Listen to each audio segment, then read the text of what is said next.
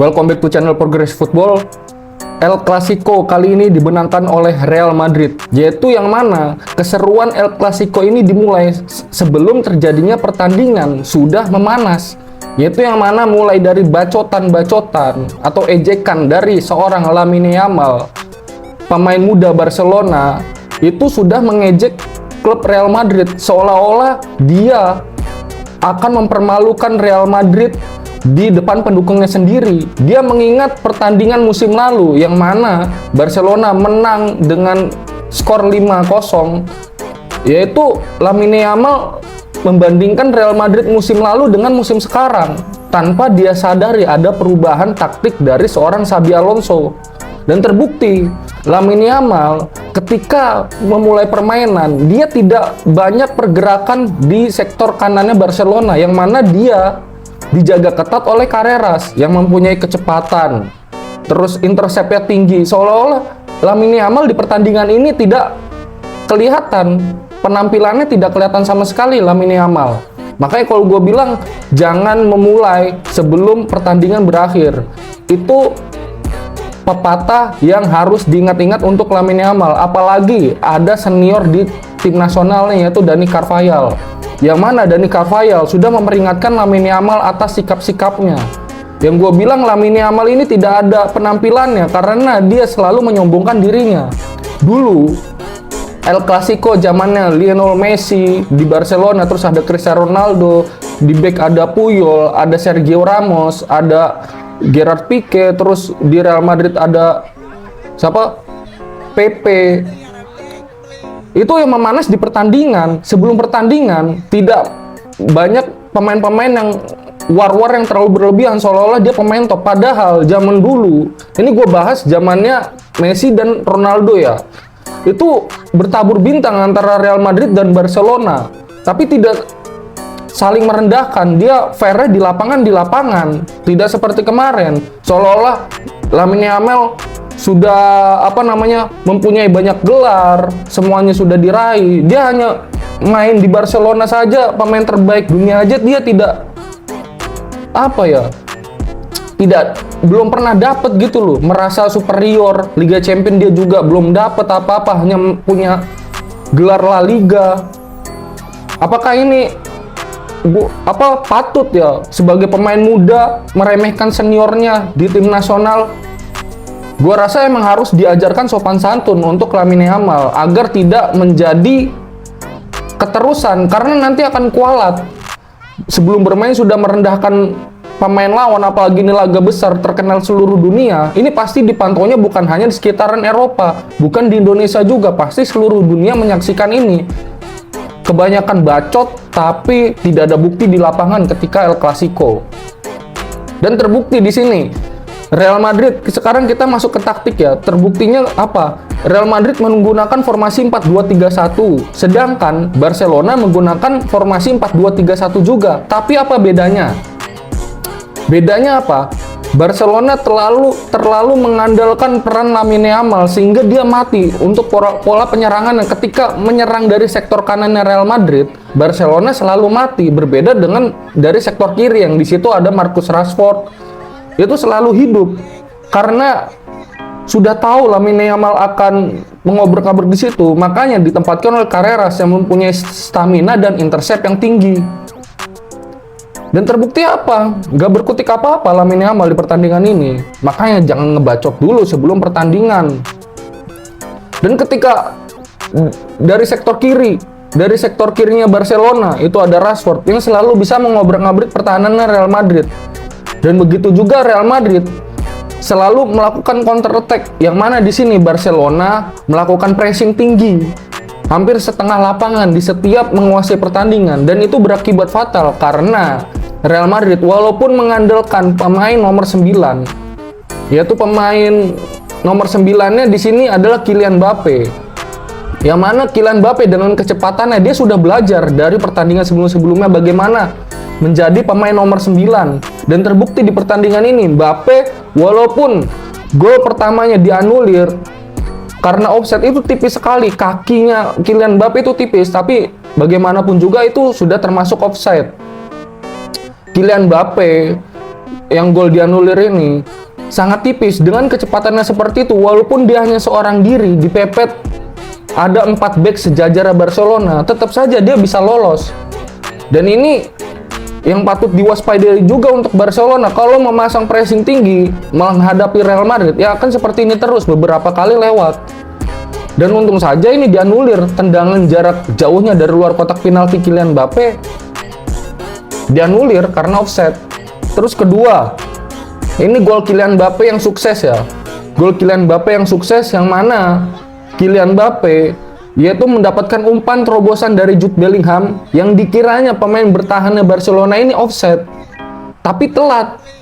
Ini pasti niat untuk menutup celahnya pergerakan dari Kylian Mbappe, ingin membuat jebakan offset, tetapi Kylian Mbappe sudah membaca timing tersebut. Dan Jude Bellingham juga membaca timing tersebut ketika dikira pemain Barcelona akan mengoper kepada Vinicius Junior, tetapi Jude Bellingham mendelay permainan agar Mbappe melakukan pergerakan. Dan ketika melakukan pergerakan seperti itu, sudah melakukan pergerakan Kylian Mbappe, sepersekian detiknya Kylian Mbappe itu sudah mengelabui back-back lawan, yaitu backnya Barcelona. Dan terbukti, boom, Kylian Mbappe dengan kecepatannya, akurasinya, akselerasinya, akurasi tembakannya, ya dia bisa mencetak gol dari sudut sempit itu, padahal dari sektor kanan penyerangannya Real Madrid. Itu membuat ya bisa jadi back-backnya Barcelona harus mempelajari karakternya Kylian Mbappe itu seperti apa. Gol penyama kedudukan Barcelona yang dicetak oleh Fermin Lopez itu dari kerjasama Marcus Rashford terus ke Fermin Lopez, yang mana di sini yang gue bilang di awal tadi, Barcelona selalu menyerang Real Madrid, pertahanan Real Madrid dari sektor kirinya Barcelona, yaitu dari Real Madrid itu sektor kanannya Real Madrid dan penyerangannya sektor kirinya Barcelona. Di sini lebih memungkinkan untuk mencetak gol, dan terbukti untuk menyamakan kedudukan di menit ke-38 Barcelona melewati sisi kiri tersebut yang lebih hidup, bisa menembus permainannya lebih hidup. Karena semua pemain Real Madrid terfokuskan ke Lamine Yamal yang banyak bacot itu. Gue bukannya gue di sini bukan pendukung Real Madrid, bukan pendukung Barcelona, tetapi fakta di lapangan gue nggak suka ketika pertandingan belum dimulai, warnya bukan seperti itu, warnya bukan seperti itu. Itu selalu merendahkan sebuah tim. Kalau gue bilang dulu zaman Messi Ronaldo ya tidak seperti itu. Oke, El Clasico ejek-ejekan, tapi dibuktikan di lapangan ini ejek-ejekan tapi di lapangan tidak berkutik sama sekali. Cuman modal oper ke back saja. Kontribusinya di dalam tim juga tidak ada di pertandingan ini.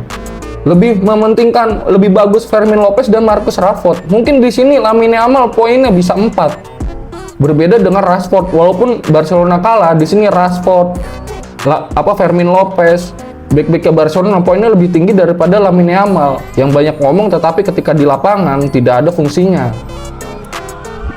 Gol kedua Real Madrid yaitu yang dicetak oleh Jude Bellingham berkat kerjasama antara Vinicius Junior memberikan umpan kepada Eder Militao, dan di situ Eder Militao melihat ada Jude Bellingham berdiri bebas tanpa pengawalan karena semua terfokus ke Eder Militao.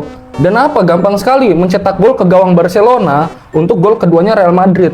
Dan ini terbukti pertahanan Barcelona itu juga gampang dibobol dari sektor kanan pertahanan Barcelona, dan Real Madrid menyerang yaitu melalui Vinicius Junior menyerang di sektor kanan pertahanan Barcelona, yang mana tidak ada yang bisa mengepres karena dengan kelincahannya Vini ya. Gue lihat di pertandingan ini Vini beberapa kali mengobrak-ngabrik sektor kanannya Barcelona, sama seperti Real Madrid juga. Tapi di sini pemain Real Madrid maupun sektor kanan, sektor kiri itu hidup semua. Tidak seperti Barcelona, sektor kanan mati, fokus kiri terus.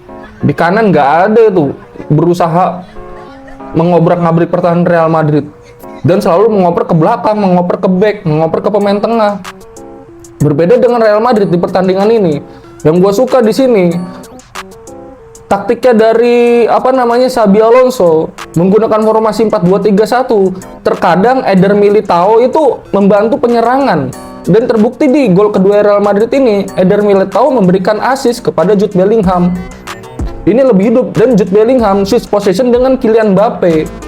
Jadi seperti itu, Kylian Mbappe lebih mundur dan membiarkan Jude Bellingham lebih maju. Disinilah fungsi, di sini Jude Bellingham kalau gue lihat ya berperan sebagai pemain nomor 10, yaitu berdiri di belakang striker. Sedangkan Kylian Mbappe berdiri pemain nomor 9, berdiri paling depan menjadi striker tunggal. Walaupun badan dia kecil, body charge dia kuat, body balance dia kuat, kecepatan oke, cuman kurangnya di sundulan saja Kylian Mbappe. Tapi secara possession Kylian Mbappe itu lebih leluasa di pertandingan ini. Untungnya aja Barcelona tidak dibantai dengan performa seperti itu, karena Real Madrid beberapa kali golnya dianulir, mulai dari golnya Jude Bellingham karena offset, golnya Kylian Mbappe dianulir, terus penaltinya Vinicius Junior dianulir, tidak penalti. Kalau bisa terus ada lagi golnya Kylian Mbappe yang penalti nggak gol juga. Ini bisa menjadi kemenangan besar, beruntungnya Barcelona. Dan mungkin ini karena tidak ditemani oleh sang pelatih, yaitu Hansi Flick yang mendapatkan larangan bermain, larangan mendampingi timnya satu pertandingan karena mendapatkan kartu merah di pertandingan sebelumnya. Atas kemenangan ini, Real Madrid masih memuncaki klasemen sementara di La Liga, yaitu dengan poin 27 dengan 10 kali main, 9 kali kemenangan dan 1 kali kalah. Sedangkan Barcelona menempel di peringkat 2 di bawahnya Real Madrid dengan 22 poin, yaitu dengan 10 kali main, 7 kali menang, 1 kali seri dan 2 kali kalah. Dan ini jaraknya semakin memperlebar ya antara Real Madrid dan Barcelona, selisih 5 poin. Tapi ini buat Real Madrid jangan senang dulu, karena ini masih panjang, masih 10 pertandingan. Masih ada 26 pertandingan lagi untuk menyelesaikan liga. Apalagi nanti dengan mepetnya Liga Champions, kelelahan para pemain ini harus diatur strateginya oleh Xabi Alonso kalau Real Madrid mau juara, entah juara La Liga maupun juara Liga Champions. Ini dengan taktik seperti ini, gue lebih seneng melihat Real Madrid seperti ini. Memanfaatkan pemain-pemain yang mempunyai positioning dengan baik, sama seperti dia saat melatih Bayer Leverkusen. Pemainnya tidak ada yang begitu menonjol, tidak ada yang tinggi lah. Rata-rata tinggi standar 180, tidak ada yang menjulang tinggi 190. Terus tidak ada bullet header, pemain yang mempunyai sundulan bagus, tetapi permainan dari kaki ke kakinya, transisi pemainnya, ini bisa dilihat. Xabi Alonso selalu memainkan starting 11 yang berbeda-beda. Ini membuktikan bahwa satu tim di Real Madrid ini sudah memahami apa taktik dari Xabi Alonso. Ini yang dibutuhkan oleh sebuah tim. Jadi ketika ada yang cedera, ketika ada yang kelelahan dengan jadwal padatnya Liga Champions maupun La Liga, ini bisa saling rotasi pemainnya di dalam formasi. Entah kadang Raul Asensio dimainkan sebagai bek kanan, dia juga siap, walaupun dia posisi aslinya center back, tapi ketika menjalankan sebagai right back, dia juga siap dengan formasi 4 back. Oke, itu saja analisa El Clasico dari Progressive Football. Gua Iqbal dan ciao.